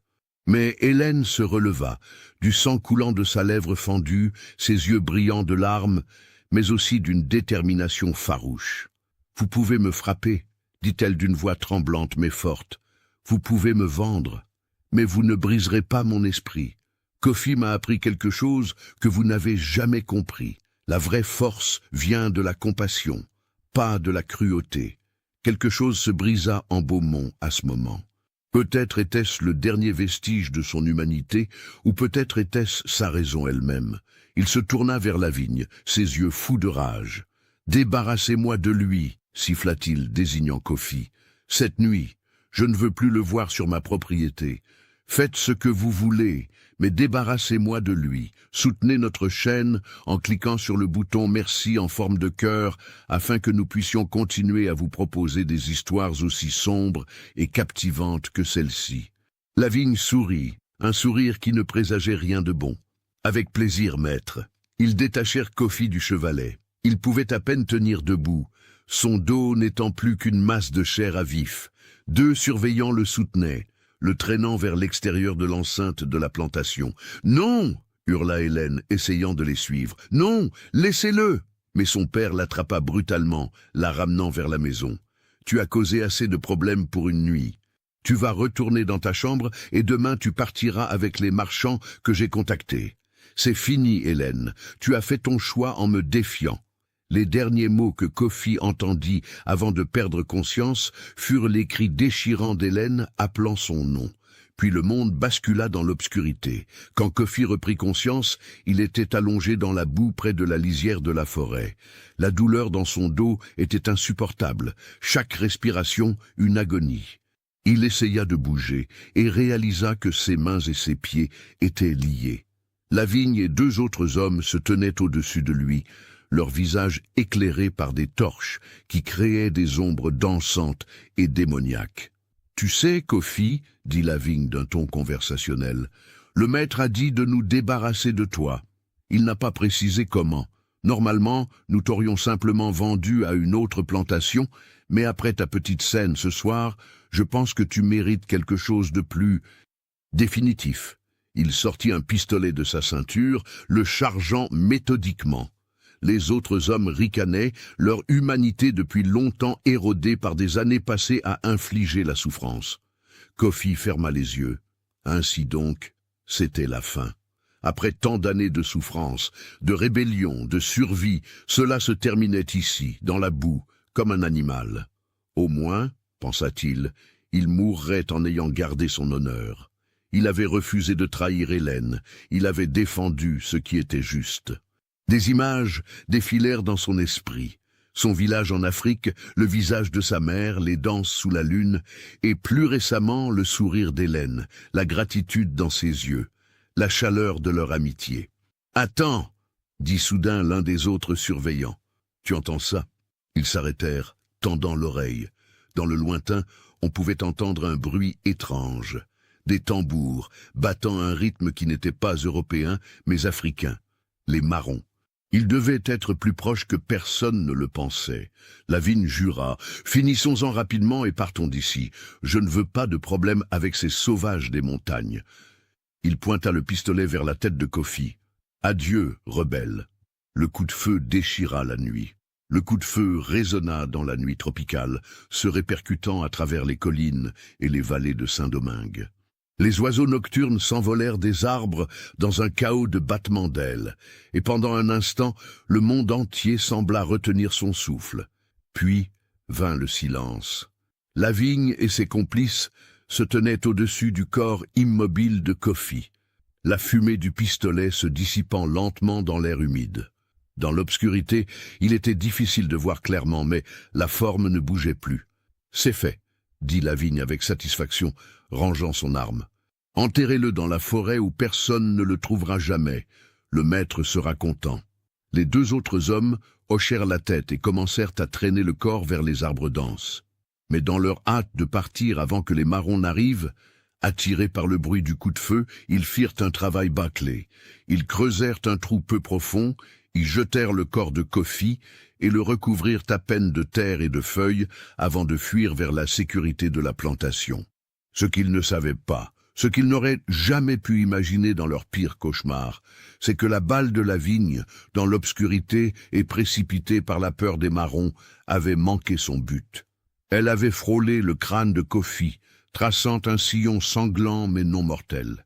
Kofi avait perdu conscience non pas à cause de la mort, mais à cause de la douleur combinée de ses blessures au dos et du choc du coup de feu. Quand il revint à lui, des heures plus tard, la première chose qu'il ressentit fut une douleur si intense qu'elle lui coupa le souffle. Son dos brûlait comme s'il était en feu, sa tête pulsait avec un rythme agonisant, et il ne pouvait pas bouger ses membres. Il était enterré, vivant. La panique menaça de le submerger, mais Kofi la repoussa avec la force de volonté qui l'avait maintenu en vie pendant 20 ans d'esclavage. Il bougea ses doigts, puis ses mains, puis poussa contre la terre qui le recouvrait. C'était peu profond, heureusement, et après plusieurs minutes d'efforts épuisants, il parvint à dégager sa tête et à respirer l'air frais de la nuit. Lentement, douloureusement, il se dégagea complètement de sa tombe improvisée. Le monde tournait autour de lui, et il vomit violemment, son corps rejetant le traumatisme qu'il avait subi. Mais il était vivant, miraculeusement, impossiblement, il était vivant. Il resta allongé là pendant longtemps, trop faible pour bouger, écoutant les bruits de la forêt nocturne autour de lui. Son esprit dérivait entre conscience et inconscience, fiévreux et confus. Des visions venaient à lui, le visage d'Hélène, terrifié et désespéré, les yeux fous de Beaumont, le sourire cruel de Lavigne. Puis, à travers le brouillard de sa conscience, il entendit des voix. Pas en français, mais dans différents dialectes africains, des langues qu'il reconnaissait vaguement de son enfance. Les marrons. Il l'avait trouvé. Des mains le soulevèrent doucement, et il entendit des exclamations de surprise et de pitié. Ils virent immédiatement son dos déchiqueté, le sillon sanglant sur son crâne, et comprirent ce qui lui était arrivé. Un homme, un esclave évadé comme lui, avait subi une tentative de meurtre et avait survécu miraculeusement. Ils le transportèrent dans leur camp caché dans les montagnes, un village de huttes, simple mais efficace, abritant une communauté d'hommes et de femmes qui avaient choisi la liberté plutôt que la servitude. Là, une vieille femme nommée Abena, une guérisseuse qui avait fui sa plantation 10 ans plus tôt, prit soin de lui. Elle nettoya ses blessures avec des infusions d'herbes, appliqua des cataplasmes pour prévenir l'infection et le nourrit avec des bouillons fortifiants. Pendant 3 jours, Kofi flotta entre la vie et la mort, la fièvre brûlant dans ses veines pendant qu'Abena chantait des prières anciennes et appliquait ses remèdes. Le 4e jour, la fièvre se rompit et Kofi ouvrit les yeux avec une clarté qu'il n'avait pas connue depuis des jours. Abena était assise près de lui, son visage ridé mais doux, illuminé par un sourire. « Tu es revenu du pays des ancêtres », dit-elle, dans un dialecte que Kofi comprenait à peine, mais dont il saisissait le sens. « Ils n'étaient pas prêts à te prendre encore. Tu as un destin à accomplir. » Au cours des jours suivants, alors que Kofi se rétablissait lentement, il apprit à connaître la communauté des Marrons. C'était un groupe diversifié. Des hommes et des femmes de différentes tribus africaines, certains nés libres et capturés, d'autres nés dans l'esclavage et ayant fui. Ils vivaient avec la menace constante d'être découverts et attaqués, mais ils préféraient cette existence précaire à la servitude. Le chef du camp était un homme imposant nommé Kwame, qui avait organisé sa propre évasion 20 ans auparavant et avait depuis aidé d'innombrables autres à trouver la liberté. Il vint parler à Kofi lorsque celui-ci fut suffisamment fort pour tenir une conversation. « Tu viens de la plantation Beaumont, » dit Kwame. « Ce n'était pas une question. Nous avons entendu parler de ce qui s'est passé, le coup de feu, les cris. Raconte-moi ton histoire. » Kofi raconta tout, son assignation pour s'occuper d'Hélène, leur amitié croissante, sa guérison, la tentative de Beaumont de la vendre, sa propre exécution manquée. Quand il eut fini, Kwame hocha la tête pensivement. « Cette femme, Hélène, elle signifie beaucoup pour toi. Elle est mon amie, » dit Kofi simplement. « Elle m'a traité comme un être humain quand personne d'autre ne le faisait. Je lui dois ma loyauté. »« Et maintenant, » demanda Kwame, « qu'as-tu l'intention de faire? Tu es libre ici, avec nous. Tu peux rester, construire une nouvelle vie. » Kofi secoua la tête. « Je ne peux pas rester en sachant qu'elle est là-bas, probablement vendue déjà, livrée à un sort pire que la mort. Je dois savoir ce qui lui est arrivé. C'est dangereux de retourner, » avertit Kwame. « Ils pensent que tu es mort. Si tu es vu... » « Je sais, » interrompit Kofi. « Mais je dois le faire. Je dois au moins essayer. » Kwame le regarda longuement, puis sourit. « Tu as l'esprit d'un guerrier, Kofi. Très bien, nous t'aiderons. Nous avons des informateurs sur la plantation, des esclaves qui ne se sont pas encore échappés mais qui nous passent des informations. Nous découvrirons ce qui est arrivé à ta femme blanche. »« Ce n'est pas ma femme, » corrigea doucement Kofi. « C'est mon ami. » « Dans ce monde, dit Kwame gravement, L'amitié véritable entre un esclave noir et une femme blanche est peut-être plus rare et plus précieuse que n'importe quel amour. Il fallut une semaine pour obtenir des nouvelles. Une semaine pendant laquelle Kofi guérissait, son corps se renforçant, ses blessures se fermant lentement en cicatrices qui le marqueraient pour toujours. Mais son esprit était tourmenté, imaginant les horreurs qu'Hélène pourrait endurer. Puis, un soir, un jeune esclave de la plantation Beaumont arriva au camp, haletant, ayant couru toute la journée pour apporter des nouvelles. Ce qu'il raconta fit figer le sang de Kofi. La jeune mademoiselle, elle n'a pas été vendue. Le marchand qui devait venir la chercher n'est jamais arrivé. Il y a eu un accident avec son bateau. Mais ce n'est pas cela le plus important. Elle a changé. Depuis la nuit où Kofi a été emmené, elle a changé complètement. Comment ? Demanda Kofi, son cœur battant rapidement. Le jeune homme semblait troublé. Elle ne reste plus dans sa chambre. Elle descend, elle se promène dans la maison. Le maître essaie de la contrôler, mais elle refuse d'obéir. Elle lui tient tête, elle parle aux esclaves, elle les traite avec respect. Et elle parle de vous, Kofi, tout le temps. Elle dit que vous n'êtes pas mort, que vous reviendrez. Le maître devient fou. Il boit sans arrêt, il crie, il frappe les domestiques. La plantation tombe en ruine. Kofi sentit son cœur se serrer. Hélène souffrait, mais elle résistait. Elle avait trouvé une force qu'elle ignorait posséder, une force qu'il lui avait aidé à découvrir. Mais il y a autre chose, continua le jeune esclave, sa voix baissant jusqu'à un murmure. Des choses étranges se passent sur la plantation. Depuis cette nuit où vous avez été emmenés, les esclaves parlent. Ils disent que votre esprit hante les champs de canne. Les contremaîtres ont peur de s'aventurer seuls la nuit. La vigne lui-même a été retrouvé tremblant dans sa case, jurant qu'il avait vu votre ombre dans les champs, qu'il avait entendu des tambours africains dans le vent. Kofi fronça les sourcils. Il ne croyait pas vraiment aux esprits, même si sa mère lui avait appris le respect des ancêtres. Mais il comprenait le pouvoir de la peur. Comment une croyance partagée pouvait devenir sa propre réalité. « Les esclaves, dit-il lentement, ils croient que je suis mort et que mon esprit cherche vengeance. »« Oui, confirma le jeune homme, et cette croyance leur donne du courage. Pour la première fois depuis des années, ils murmurent de rébellion. Ils ralentissent leur travail, ils sabotent des équipements, le maître perd le contrôle. » Kwame, qui avait écouté toute la conversation, regarda Kofi avec un respect nouveau. « Tu vois, ta mort, même si elle n'était pas réelle, a déclenché quelque chose.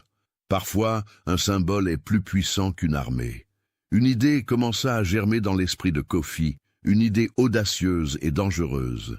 Si les esclaves croyaient qu'il était mort, si sa mort supposée leur donnait du courage, alors peut-être pouvait-il utiliser cela.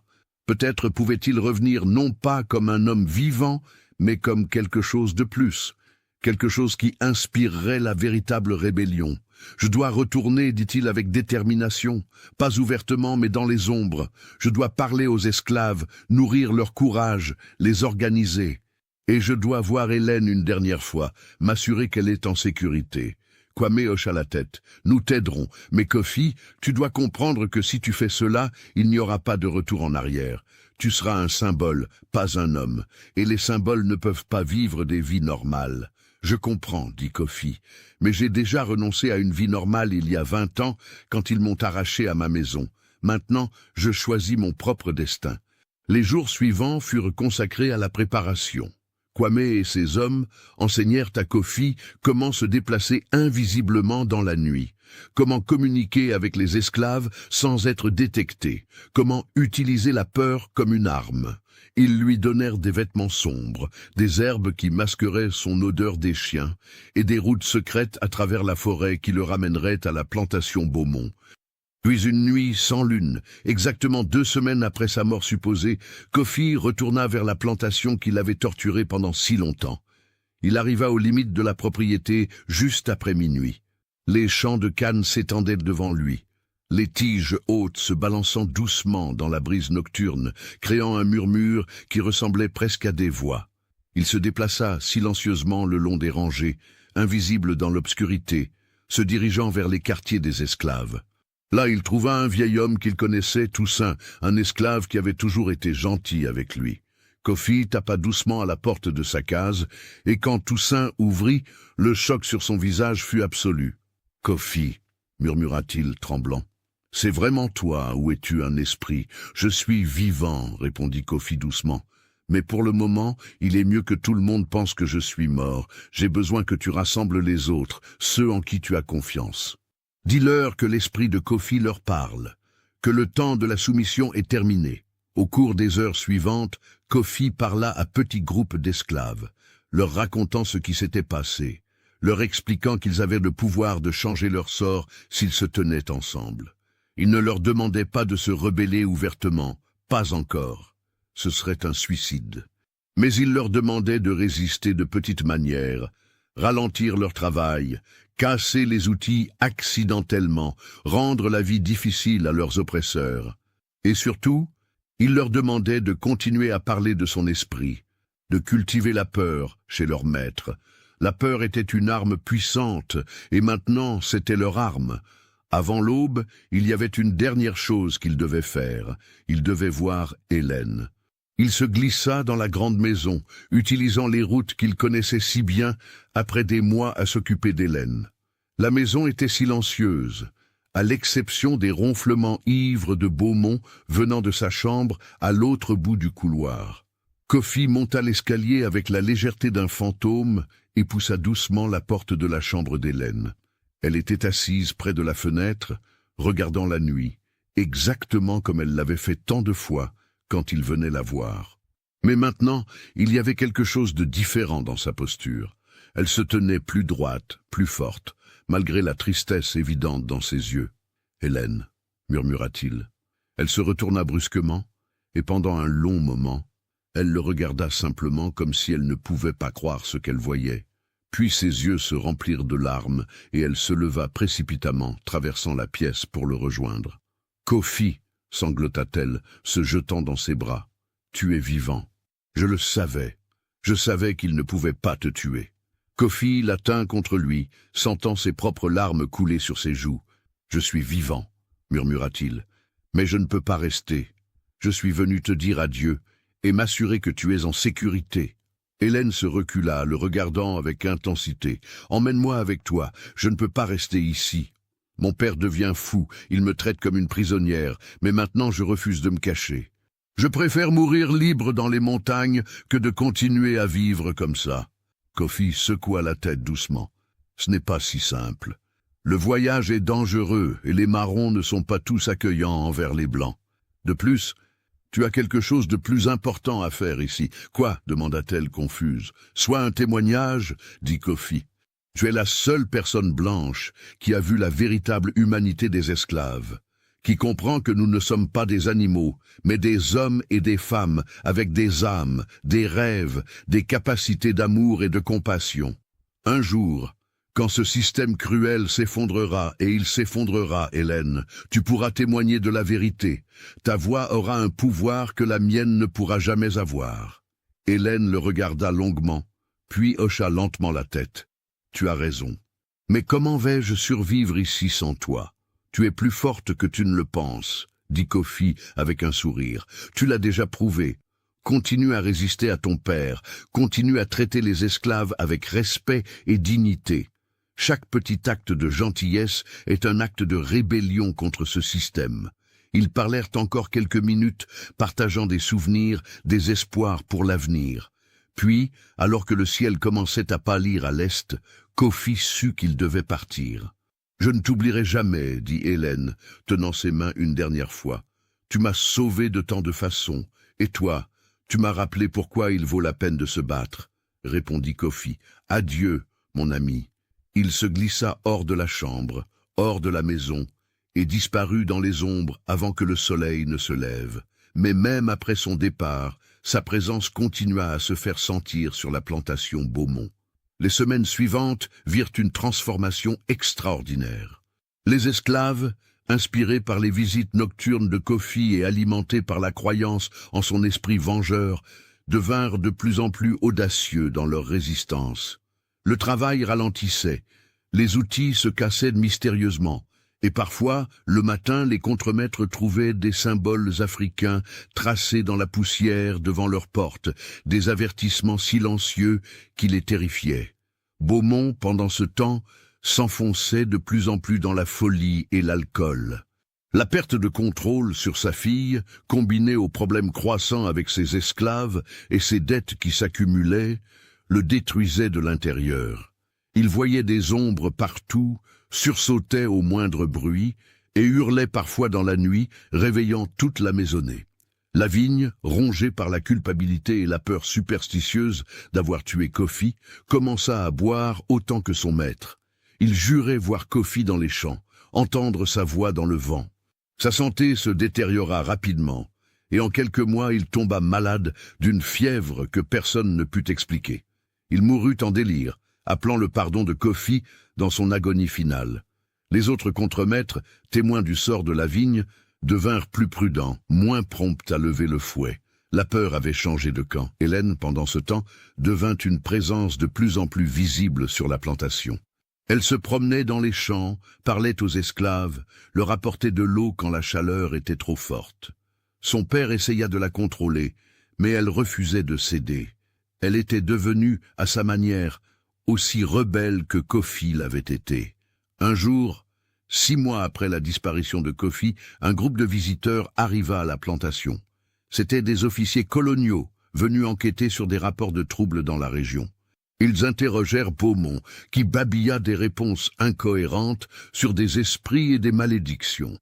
Ils visitèrent les champs, remarquant la baisse de productivité et l'atmosphère étrange de peur qui imprégnait tout. C'est lors de cette visite qu'Hélène fit quelque chose d'extraordinaire.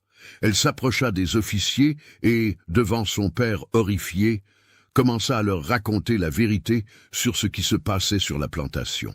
Elle parla de Kofi, de la manière dont son père l'avait fait torturer et tentativement exécuter pour avoir osé la traiter avec gentillesse.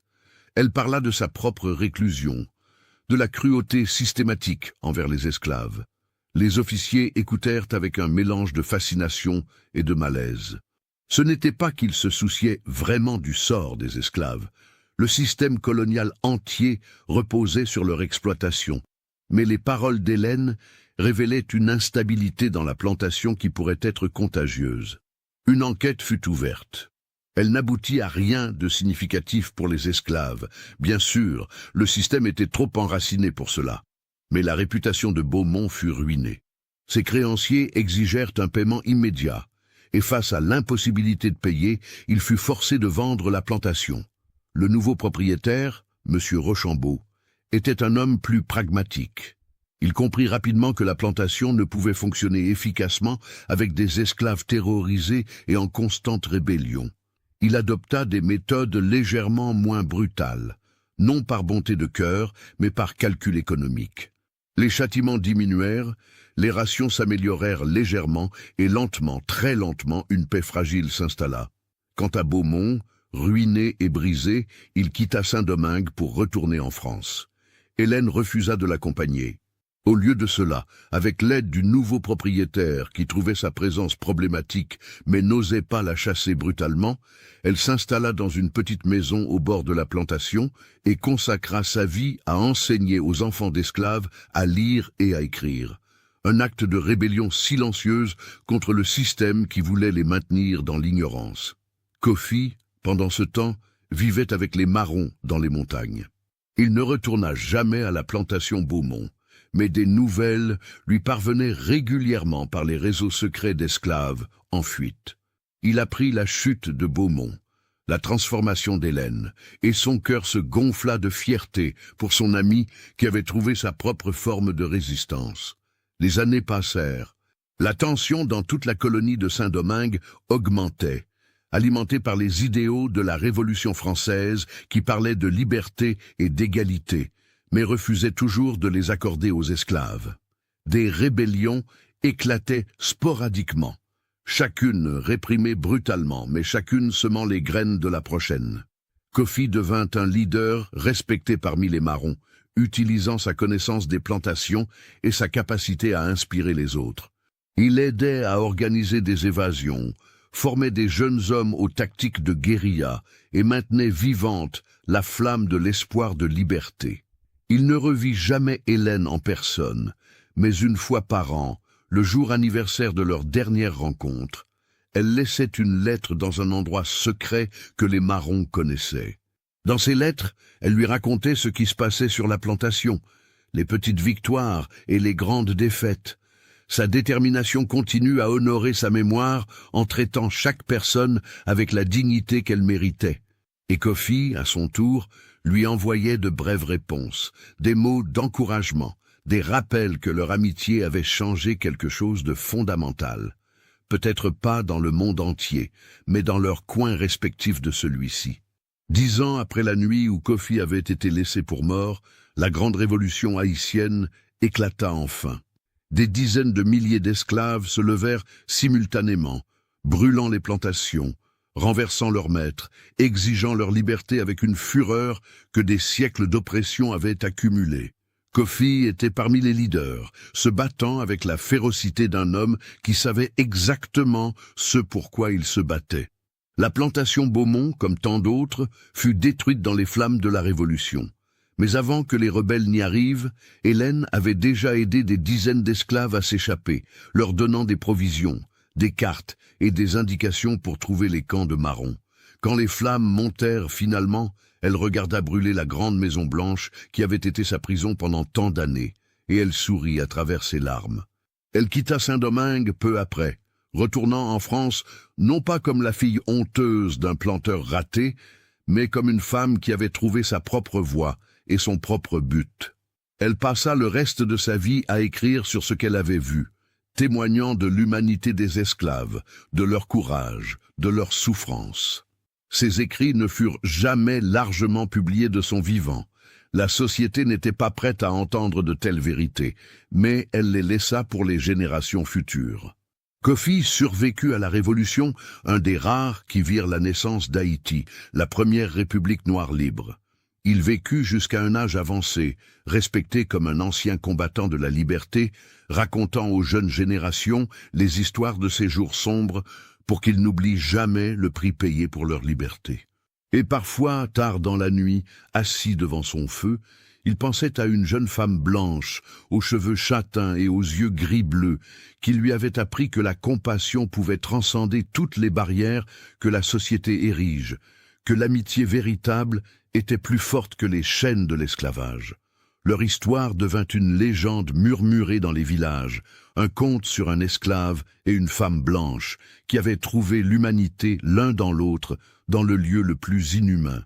Ce n'était pas une histoire d'amour romantique, mais quelque chose de peut-être plus profond, une histoire de respect mutuel, de sacrifice et de la conviction inébranlable que chaque personne, quelle que soit la couleur de sa peau ou sa position dans la société, méritait d'être traitée avec dignité. Les cicatrices sur le dos de Kofi ne disparurent jamais complètement, tout comme les souvenirs de cette époque terrible.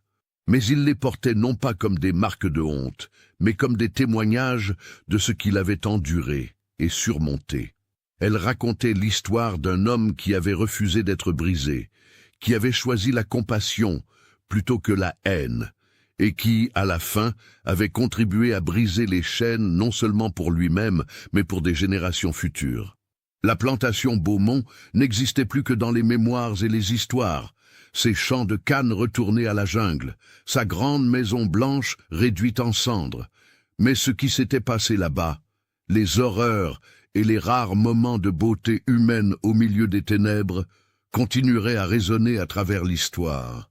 Car c'était dans des endroits comme la plantation Beaumont que l'esprit humain avait été testé à sa limite, où certains avaient cédé à la cruauté, tandis que d'autres, contre toute attente, avaient maintenu vivante la flamme de leur humanité. Et c'était dans l'amitié improbable entre Kofi et Hélène que brillait la preuve que même dans les ténèbres les plus profondes, la lumière de la compassion et de la compréhension mutuelle pouvait encore trouver un chemin. Des décennies plus tard, longtemps après que Kofi et Hélène eurent quitté ce monde, des historiens découvrirent les lettres qu'ils s'étaient échangées, préservées par hasard dans les archives d'une famille française. Ces lettres offraient un aperçu rare et poignant de l'humanité, partagée entre deux personnes que la société avait déclarées fondamentalement différentes. Dans l'une de ces dernières lettres, écrite quelques années avant sa mort, Hélène avait écrit « Tu m'as sauvé, Kofi, non pas seulement en soignant mon corps malade, mais en me montrant que la vraie force réside dans la gentillesse, que la vraie noblesse se trouve dans le caractère et non dans le sang ou le statut. Si j'ai fait quelque bien dans ce monde, c'est parce que tu m'as enseigné à voir l'humanité en chaque personne. » Et Kofi, dans sa réponse, avait écrit dans un français laborieux qu'il avait appris au fil des années « Tu m'as rappelé pourquoi il vaut la peine de se battre pour la liberté, pourquoi nous ne devons jamais perdre espoir, même dans les moments les plus sombres. Notre amitié a été la preuve que le monde peut changer, qu'un jour, peut-être, tous les hommes et toutes les femmes pourront se regarder vraiment, sans les voiles de la race ou de la classe. C'est ce rêve qui me garde en vie. » C'était là le véritable héritage de la plantation Beaumont, non pas sa production de sucre ou sa richesse coloniale, qui avait disparu dans les flammes de la Révolution, mais l'histoire de deux âmes qui avaient trouvé une connexion humaine véritable dans un système conçu pour déshumaniser. C'était un témoignage que même dans les pires circonstances, l'esprit humain pouvait transcender les barrières artificielles de la société et toucher quelque chose d'éternel et d'universel. Et dans les nuits calmes à Haïti, quand le vent soufflait à travers les champs, où autrefois la canne à sucre poussait sur le dos des esclaves, certains juraient pouvoir encore entendre des échos du passé, pas des gémissements de douleur, mais quelque chose de différent. Des chants africains d'espoir, le rire d'une jeune femme découvrant sa force et le murmure de deux voix parlant dans l'obscurité, tissant ensemble les fils d'une amitié qui avait défié toutes les lois de leur temps. Car c'était là la véritable terreur de l'histoire de Kofi et Hélène. Non pas les fantômes ou les esprits vengeurs, mais la réalisation brutale que le véritable monstre avait toujours été le système lui-même, un système maintenu par des hommes comme Beaumont, qui choisissaient de la cruauté plutôt que la compassion, le profit plutôt que l'humanité. Et la vraie horreur était de savoir combien de Kofi et combien d'Hélène avaient vécu et souffert dans l'ombre, leurs histoires perdues à jamais, leurs voix réduites au silence par l'histoire écrite par les vainqueurs. Mais cette histoire, au moins, avait survécu. Et en la racontant, en se souvenant, peut-être pouvait-on honorer tous ceux dont les noms avaient été oubliés, tous ceux qui avaient souffert et résisté, tous ceux qui avaient maintenu vivante leur humanité contre toutes les tentatives de la leur arracher. Car c'était là la leçon finale de la plantation Beaumont, que l'humanité ne peut jamais être vraiment détruite, même par les systèmes les plus cruels. Elle peut être enterrée, supprimée, torturée, mais elle attend toujours, prête à ressurgir dans les moments les plus inattendus, dans les connexions les plus improbables, dans l'amitié entre un esclave rebelle et une fille enfermée qui avaient tous deux refusé de permettre au monde de définir qui ils étaient vraiment. Et c'était là le véritable fantôme qui hantait la plantation Beaumont. Non pas l'esprit d'un homme mort, mais la mémoire vivante de ce qui s'était passé là-bas. Un rappel que l'injustice laisse des cicatrices qui ne guérissent jamais complètement, mais aussi que la résistance, même dans ses formes les plus petites et les plus personnelles, n'est jamais vaine. La terre rouge de Saint-Domingue avait bu tant de sang, tant de larmes, tant de sueur. Mais elle avait aussi été témoin de moments de grâce inattendus, d'héroïsme tranquille, de liens humains qui transcendaient toutes les barrières. Et c'étaient ces moments, plus que tous les horreurs, qui méritaient d'être rappelés, car ils montraient ce que l'humanité pouvait être quand elle choisissait la compassion plutôt que la cruauté. L'histoire de Kofi et Hélène se termina comme tant d'histoires de cette époque, avec liberté durement gagnée pour certains, exil pour d'autres, et des souvenirs qui continueraient à hanter les générations futures. Mais contrairement à tant d'autres histoires, celle-ci offrait quelque chose de rare, l'espoir que même dans les ténèbres les plus profondes, la lumière de l'amitié et de la compréhension mutuelle pouvait encore briller. Et c'était là, peut-être, la vraie leçon, que chaque acte de gentillesse, chaque refus de participer à la cruauté, chaque moment où nous choisissons de voir l'humanité dans l'autre, est un acte de rébellion contre toutes les forces qui voudraient nous déshumaniser. Kofi et Hélène l'avaient compris, et dans leur compréhension, ils avaient trouvé quelque chose de plus précieux que l'or ou le sucre ou le pouvoir.